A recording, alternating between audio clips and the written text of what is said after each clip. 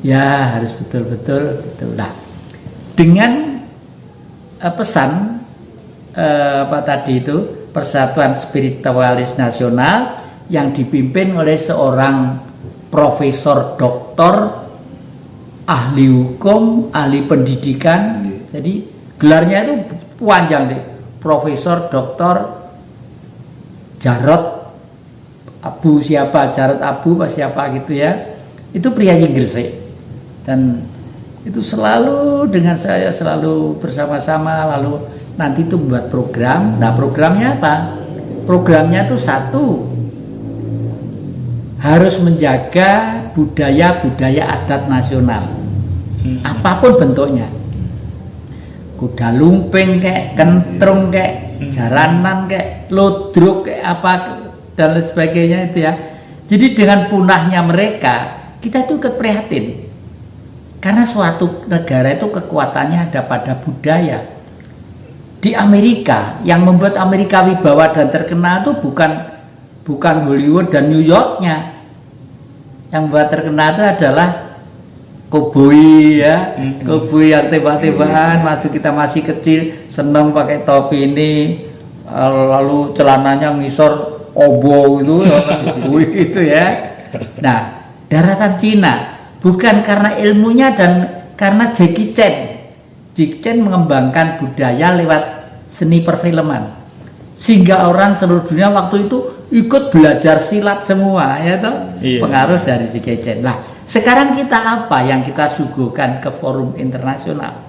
Sementara gamelan, bahkan wayang, bahkan macam-macam itu sudah hampir dimiliki oleh bangsa lain. Nah, nanti kalau sudah dipatenkan di sana, ya kita bagaimanapun ya sudah kalah. Karena hukum pergaulan manusia itu pasti dilindungi juga oleh hukum internasional. Nah, oleh karena itu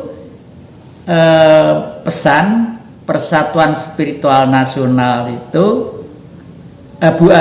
Persatuan Spiritual Nusantara itu berdiri di atas yayasan.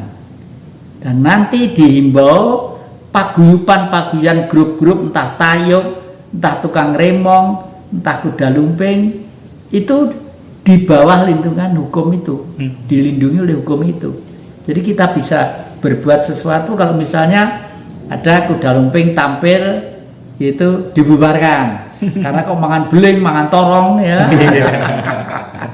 Dulu mungkin adik-adik nggak nyepat lihat ya, waktu kemerdekaan merebut revolusi kemerdekaan, perang untuk supaya kita merdeka, sing wani perang yang terdepan itu siapa? Ya tukang mangan semprong, tukang paling gak dibedel deh, meskipun ditembak ya dor ya glosek tenan gitu loh ya.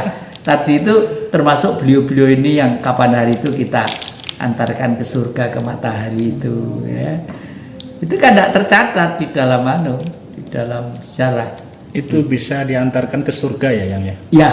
Jadi yang kalau surga itu di dunia, di surga itu ditulis di dalam kitab suci mulai dari Taurat, Zabur, Injil sampai dengan Al-Quran, bahwa di surga itu di sana di bawahnya mengalir sungai bersih jernih dan gemericik, dan di sana ada tanaman antara lain jahe dan merica.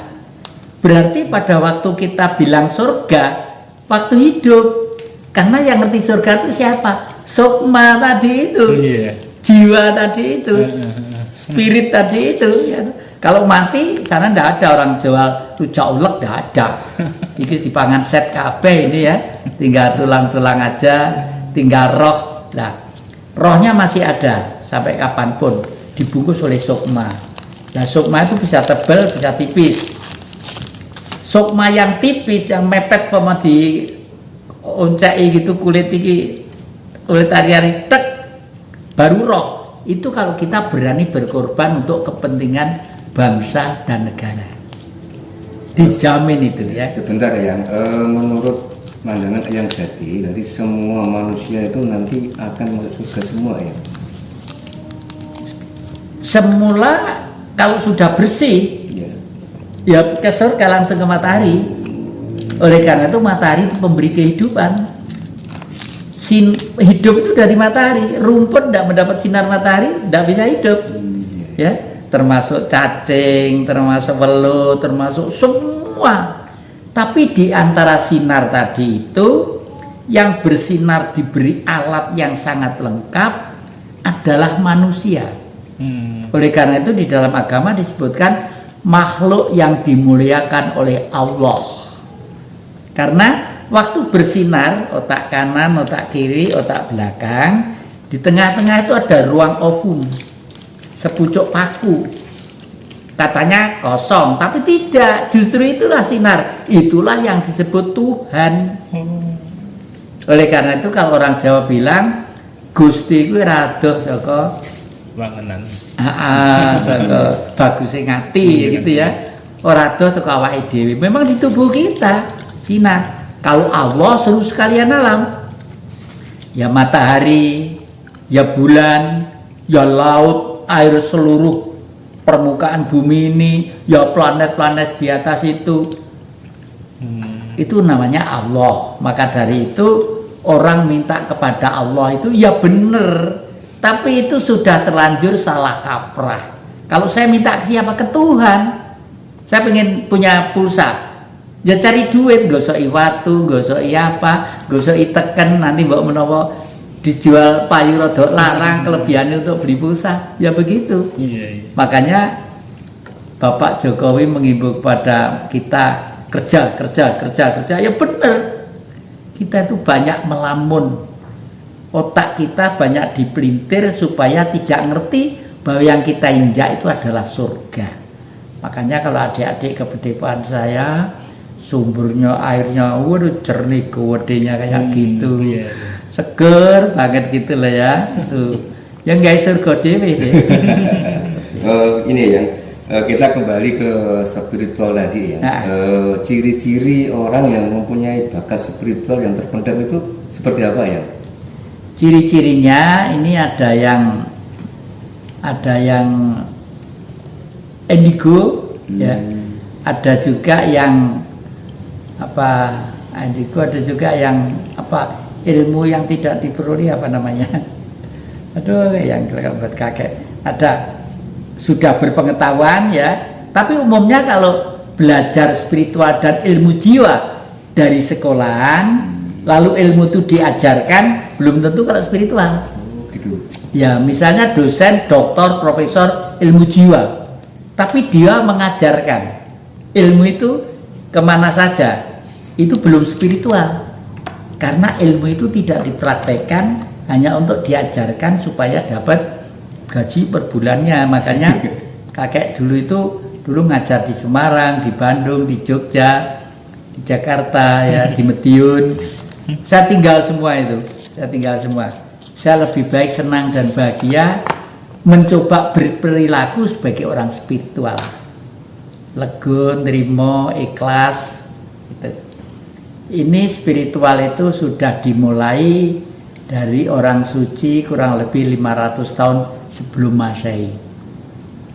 Adik-adik mesti pernah mendengar yang namanya Siddhartha Gautama ya. Lalu selanjutnya disebut Buddha itu. Beliau itu kan anaknya raja kaya raya. Waduh, keringetnya metu sing ngerbeti ana dhewe. Kalau maem gitu yang dulang ana dhewe, Pokoknya saking kayanya, saking terhormat dan saking terkenalnya. Tapi beliau keluar dari kerajaan, masuk ke tengah hutan untuk mencari jati diri. Ya, di situ ada keliling harimau, keliling macam-macam. Tapi karena spiritualnya tadi itu sudah kuat, batinnya mungkin kalau memang saya itu harus mati dimakan harimau, ya memang begitu, sudah nasib saya memang begitu. Beliau hanya pengen mempraktekkan kepercayaan dalam dirinya tadi itu. Ya, nah akhirnya seluruh binatang-binatang buas segala macam itu semua itu tunduk kepada dia itu. Sedemikian hebatnya daya spiritual itu.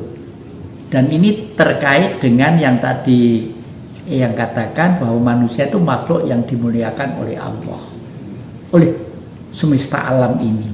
Jadi kalau kita mampu menggunakan daya semesta alam untuk diri kita keluar, ya sudah. sama dengan beliau tapi formatnya kecil, mikro dan makro gitu. Iya. Makanya di zaman Mojopahit kalau yang terkenal tuh waktu kekuasaannya Tribuana Tunggadewi.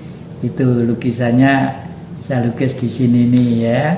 Itu Tribuana Tunggadewi. Cantik, cerdas, bijak dan berbudi luhur.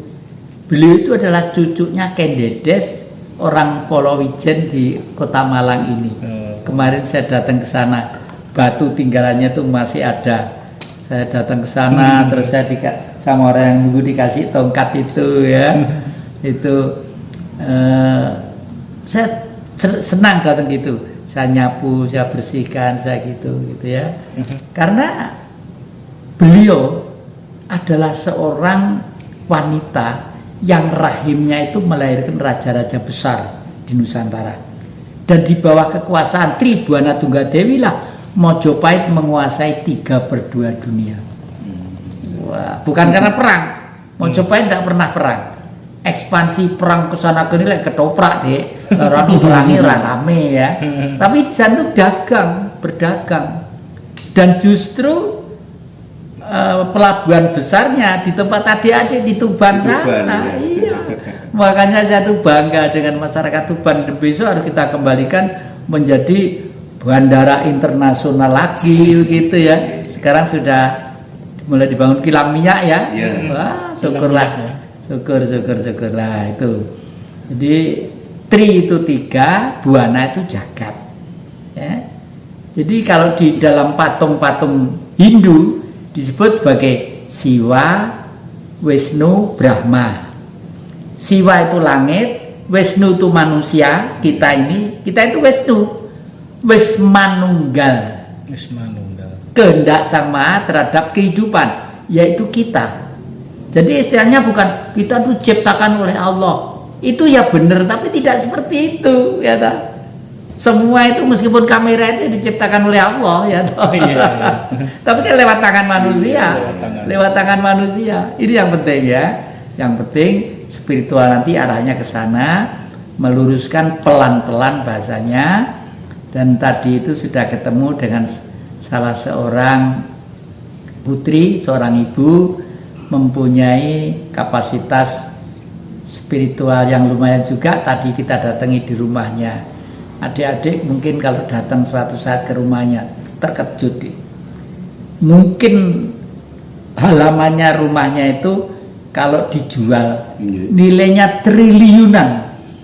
Tapi beliau hidup sederhana, nang omah gedek kan di belakangnya kebunnya itu kayak alas deh. Semua pohon itu ada pohon mojo, ada pohon ini, semua ada. Memang beliau dengan sengaja akan kembali ke alam. Padahal kalau sekarang katakanlah beli apa saja mampu, beli rumah mewah mampu, tapi waduh sedemikian tinggi. Itu makanya tadi itu kita lamar masuk dalam satu grup spiritual kita juga. Itu di mana ya? Di sini di dekatnya pabrik Bentul ke barat sedikit. Dalam mana itu Karangploso setelah rel.